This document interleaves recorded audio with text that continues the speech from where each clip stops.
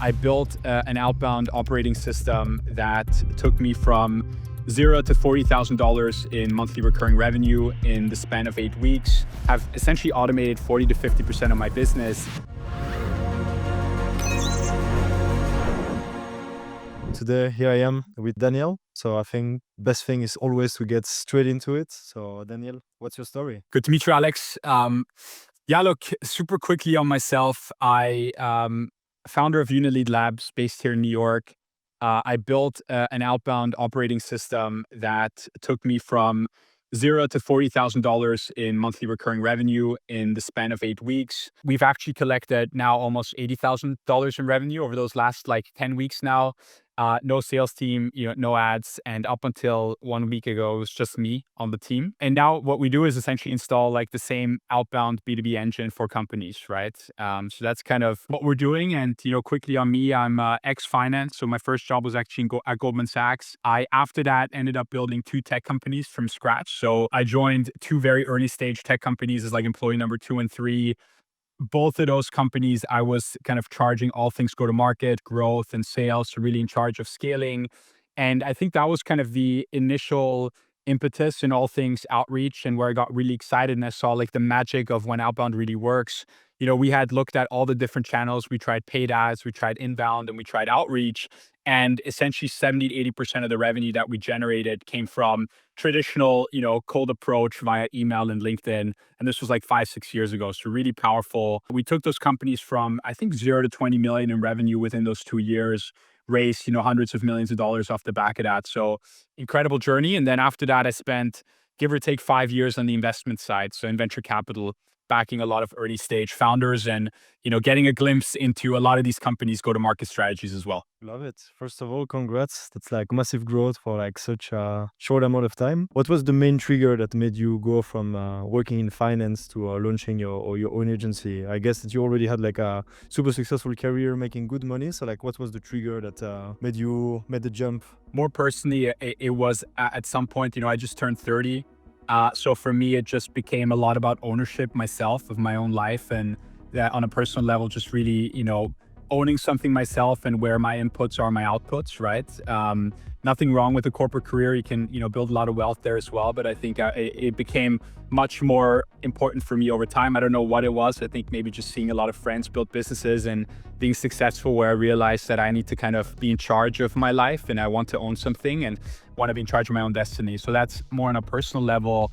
And then, I think the thing that just got me really excited about building specifically AI go-to-market systems was, if I just think about my whole career, cold email, outbound, anything like that has been the overlying thing that I've done my whole life, right? It got me jobs as a student, so I got actually my first job at Goldman via cold email.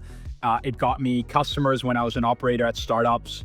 And it also got me startups to invest in when I was an investor, right? So the one thing I've done over the last 10 years is always all things cold outbound. And so at one point I realized, maybe there was a system around that I can build. I didn't know how that system would really look, but I knew that I had a lot of kind of personal and professional experience with this channel, and I know how successful it can be. And so I think that ultimately the stars kind of aligned and it just made a lot of sense. And then a lot of really exciting new AI tools came out, right? And I realized this is the perfect time to try to, build a system around this. Did you see anything happening in the market that was kind of the triggering events where you were okay, if not now, never? Yeah, I think more clearly what happened was, I was on the investment side. So I was looking at a lot of these really exciting AI products that are being built, right? Both for consumers and for businesses, right? Great products that are being built on top of different language models, etc. But when I actually looked at how many businesses are actually truly adopting anything with regards to AI, it's very, very small. If you look at adoption of AI, it's predominantly us, right? As consumers who are extremely excited by different models and different image models and text models. And we're early adopters naturally, but businesses aren't natural early adopters. You can't expect a CEO of a company to wake up tomorrow, teach themselves this B2B AI tool, train their team, and be really excited. It just doesn't happen like that. And so I realized this whole AI into businesses is going to have to be a human service-led motion. And it's going to be that across all the stacks, right? Whether it's sales, product, finance, engineering, all of those motions into businesses is going to be human-led. And so for me, as someone who believes that AI will be everything and everywhere in the next 5-10 years minimum, it made a lot of sense that a lot of value creation will happen with AI plus services into those companies to basically penetrate into those businesses, right? And so for me, it just felt very natural to apply it to sales. That's where I came from. And so I went really, really deep into that. This is the truth for any different type of vertical in a company or any different department, right? But for me, it just made a lot of sense with go-to-market and sales. Completely agree with you. I think what's going to happen, and that's like my big hypothesis of where the market is going, is that we come from 10 years in the SaaS, software as a service, and I think this is going to be completely flipped. Yeah. We're going to see a lot of companies actually going for service as a software, because companies want to 100%. pay for outcome. And I think they're a bit done to just paying for more tools, because buying more tools doesn't bring outcome, right? Like a company buying ZoomInfo and SalesLoft and Outreach, this doesn't bring actually any outcome for companies. And so Yeah. now companies are ready to pay a lot of money, but they want to have concrete outcomes. So if you can go there and actually deliver outcome at scale with your Yep. agency, with a service, I think that's going to be the way to go. And to go back to the revenue, like I think you went from 0 to 40K in like such a short amount of time. So can you walk us through how to actually sign your first few clients and what happened for you to make so much money so fast as well? The first like 15,000 in revenue that I collected in like the span of 4 weeks actually happened on Upwork, right? So I'm a big fan of like doing things very unscalably in the beginning. You naturally become an expert at everything. And so it's okay if you need to start like in a more freelancey or consulting-y way. That was never the goal, but I knew that that's maybe natural for me to start like that, just to learn and to figure out who my perfect ICP was. Because at that point, I knew that I wanted to do something within AI and sales, but I did not know how the system would work. I didn't know who the ICP would be ideally. And so Upwork made a ton of sense. And so I actually started sending like 10 personalized applications per day on Upwork and got quite a few replies. This was with a zero profile Upwork profile. Like it was a brand new Upwork profile. So everyone that says Upwork doesn't work is lying, right? Like everyone that says it's competitive, it is. But like if you just do 10 applications per day consistently, you're going to get replies, and then you just need to, close those leads. And so the first 4 clients came from Upwork. So that was like from 0 to 15K monthly revenue. And that was really important because there were such different clients, right? From a startup to a really big healthcare company to a traditional brick and mortar construction company. And for me, that was important because it really allowed me to figure out who my ICP was and, who I want to work with and who I don't want to work with and who I think I can get results for and vice versa. And it just became very, very clear in that exploration phase that my ideal customer was B2B startups, right? B2B startups with a large market, with ideally high ACV customers. It's also where I come from. And so it naturally was an arena where I think I could win and I could win for them. And so that then, what ended up happening after Upwork then was, okay, now after Upwork, I realized who my ICP was, B2B early stage startups. And so once I knew that, I would actually just use my own product, which is just very precise, targeted, highly relevant outbound to just close and get those customers. But I think outbound in the beginning didn't make a lot of sense for me because I didn't know who my ICP was. So it was the entire universe. So I didn't know who I would contact. It just felt too big. And I think outbound becomes really powerful when you know who your ICP is, right? So Upwork, first 15K, nailed my ICP. Then essentially from 15 to 30K with outbound, right? So stopped Upwork, went fully into outbound, very precise, just B2B tech startups. That happened in another 4 weeks. And then I started posting on LinkedIn, right? So I hadn't posted on LinkedIn.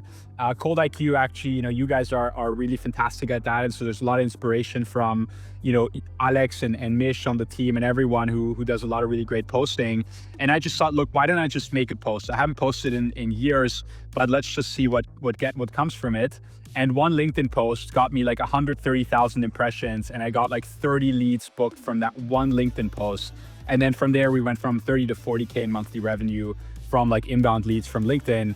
And now content has become a much more important focus area for us, right? So that's kind of how it happened, I guess, in summary. And would you say that now you figure out the niche you want to go after, or are you still industry agnostic in the type of clients you're actually working with? We've nailed our ICP a lot more. So I think it's early stage tech startups with large markets and high ACV customers.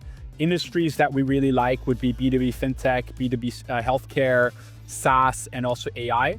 We also have actually a few agencies that we work with. But in general, why we really like working with these kind of earlier stage companies, ideally just past product market fit, or they just hit product market fit, where they really need to kind of scale go to market, but they maybe don't have the funds or interest even to scale a large sales organization. And so they really need output at scale and volume without needing to hire a ton of people. And I think that's where, our system can really work for them. The other thing which we're kind of which we've designed in the product is we don't just help customers get revenue, clients get more revenue, but actually also help them raise capital. My background is half in venture capital and half in go-to-market. And if you look at any startup, they always have two lifelines to their business, right? They have getting more clients, i.e. more revenue, and then getting more investors, i.e. more capital. If either of those things aren't firing, businesses die. And so for us, it became very obvious, well, actually the outbound motion is identical, right? Whether you're reaching out to investors or to clients, most founders actually think of these two things as completely separate, right? Like when they go into fundraising mode, they completely, forget about clients and sales. They go all in on fundraising. And then obviously pipeline dries up. And when they go all in on sales, they don't have investor conversation and, investor pipeline dries up. And so what we've basically built is the ability to be able to target both and to have consistent pipeline coming in from both investors and or clients. And obviously the client could tell us, which is more important at that time, if they just want to focus on clients or only investors. But the idea is that we can build for both use cases simultaneously. Love that. And if you had to give advice to someone that was in your situation, having like a nice, comfortable job that pays really well, what would be the breakdown of the different steps you would go from going from 0 to 40K in, let's say, 3 months? Could you divide it in very concrete steps for someone to imitate the success you've had? The reality is that most people, they want more out of life, right? But they have golden handcuffs, or they're playing a little bit of a status game. And the longer that you're in this status game, the more your friends think about you as this finance guy or consulting guy or whatever it may be, the harder it is to unshackle yourself. And I think with anything entrepreneurship, it's really just about getting started, right? The earlier you get started, the more shots on goal you can take, the more likely you are going to be successful in whatever that is going to be, right? But it's really just about starting. And I think the other thing is when you're in corporate and you go down this career, you get taught really well on how to analyze everything and overthink everything and just to plan out 5-year, 10-year plans and do the ROI calculation on everything. And my take on it is just surrender, forget about all of that stuff. Don't think about what this could be in 5 years. Just get started. When I started, I just started with building out automations on N8N. I had no idea where anything could go. It was interesting to me. And that naturally, as I was doing it more and more and more and spent more time in it, it just merged and formed into a business over time. And so I think the first thing would be, just get started. What I would also say is get on Upwork, right? Think about AI plus anything that excites you, whether it's sales or product or engineering or finance. Try to build a few automations in N8N or Cloud Code or Cursor or anything like that, where you can nowadays just do this stuff in plain English. And then try to go on Upwork and try to sell it as quickly as you can, right? Don't build a perfect product. Build something that you like and are interested in terms of automation. Go on Upwork, try to sell it, get a few clients in the door. They'll pay you. You'll learn from that. And then from there, you will find ways to maybe turn it into a business. And if there's no demand, scrap it, go back to the drawing board, look at AI plus passion again, right? Build an automation, go back to Upwork and just repeat that cycle. And then the idea is once you've graduated from Upwork, once you have something where you're like, I got this, these clients like it, I want to make a business out of it, then go and scale it, right? So I think that would be the formula, I guess, that I would try to employ if I were to do it again. Yeah, it's really interesting. I think it's the exact same playbook when it comes to content as well, right? It's so many people are usually overthinking, starting to post on LinkedIn. Most people know all the benefits you would actually get from it, but then people are oh, what is my colleague from 5 years ago is gonna think, and what about my friend from high school? And then people overthink it for so long. Whereas the same how it would be for starting a new business, posting content works a bit the same way. It's for the first 3 months, don't overthink it, don't try to reinvent the wheel, and just start posting. And then you're gonna get enough feedback to kind of iterate, and you're gonna progress much faster than if you were to just wait 3 months, learn about all the different hooks and the different content pillars, and just go jump and you're gonna learn much faster. 100%. It's actually something that I myself had that struggle, right? Like I have all these, all these connections on LinkedIn from all my previous kind of jobs, and I was just kind of embarrassed to start posting about anything kind of AI agency type related, right? But actually, when I got again inspired by you guys with the volume and amount of content you put out, and I ended up just being like, look, let's just get started. And in reality, once I posted and saw the power of social, right? Like one post getting 130,000 impressions and booking me 40 calls, like that's better than any marketing funnel that you could run. And it's free, right? It's just purely free. And so the beauty of just investing a lot of time and effort in all things content, it's really free, and it's one of the greatest, I think, channels to have exponential growth in your business, right? So the way we think about it is like outbound, we always use our own product to get customers, and it's always going to be a very linear, a very targeted and precise way to grow, right? But it's unlikely that it's going to all of a sudden grow us 10x in a year, right? It's always gonna feed into our funnel. But if you really want exponential growth, you need to layer on content. It's the only way, I think, nowadays in an online business to truly have that exponential growth curve, right? So it's just incredibly important. I agree. And did you already leverage your content to actually create outbound campaigns around it? Like, did you already leverage engagement from your LinkedIn post to then retarget people that have engaged with your content? Not as religiously as I should have. The main focus now in the last 4 weeks has been just building out a repository of YouTube content. So I have 5-6 YouTube videos already that are being edited and sort of being cooked in the kitchen, and hopefully we can make a bit of a splash there in the next few weeks or so, and then just kind of combine it with LinkedIn, YouTube, Instagram, TikTok.